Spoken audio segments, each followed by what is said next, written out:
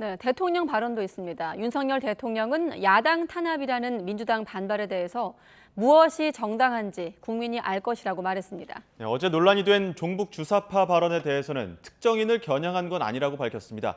취재기자 연결합니다. 조은지 기자. 네, 용산 대통령실입니다. 네, 민주당은 압수수색 시도에 대해서 윤석열 정권의 정치 탄압 이렇게 규정하고 있는데 대통령도 입장을 냈네요. 네, 한마디로 일축했다고 보면 될 것 같습니다. 윤 대통령은 오늘 아침 출근길 야당 탄압이라는 주장에 대해 묻는 취재진에게 민주당이 과거 여당 때 언론사를 압수수색했던 걸 생각하면 그런 얘기가 정당한지 국민이 잘 알 것이라고 지적했습니다. 지난 문재인 정부 때 검찰이 검언유착 사건 등으로 언론사 채널A를 강제 수사했던 걸 거론한 걸로 보이는데요. 윤 대통령은 검찰 수사는 본인 역시 보도를 보고 아는 정도라면서 확실하게 거리 두기도 했습니다. 들어보시죠. 제가 수사 내용을 챙길 정도로 한가하지는 않습니다. 그렇지만 지금의 야당이 여당이던 시절에 그 언론사를 상대로 며칠 동안이나 압수수색을 했던 그런 것들을 좀 생각을 해보면은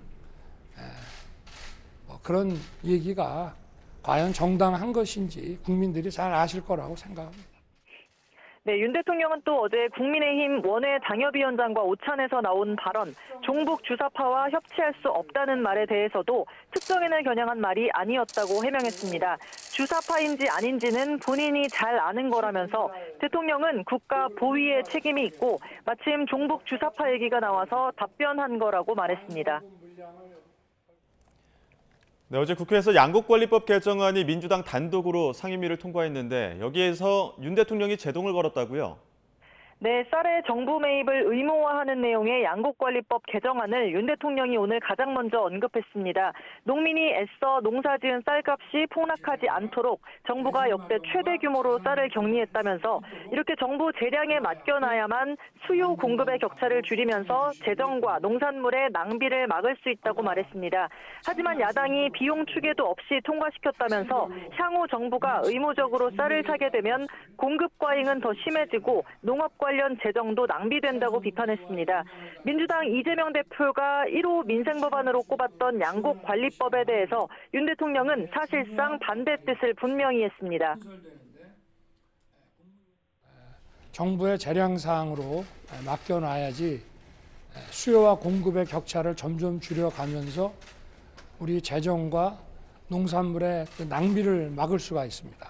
국회에서 조금 더 심도 있는 논의를 해주기를 당부드립니다.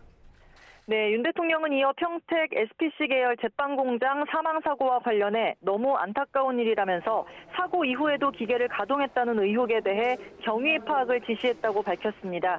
법과 제도, 이윤이 다 좋아도 사업주나 노동주나 서로 상대를 인간적으로 살피는 최소한의 배려는 서로 하면서 사회가 굴러가야 한다고 말했습니다.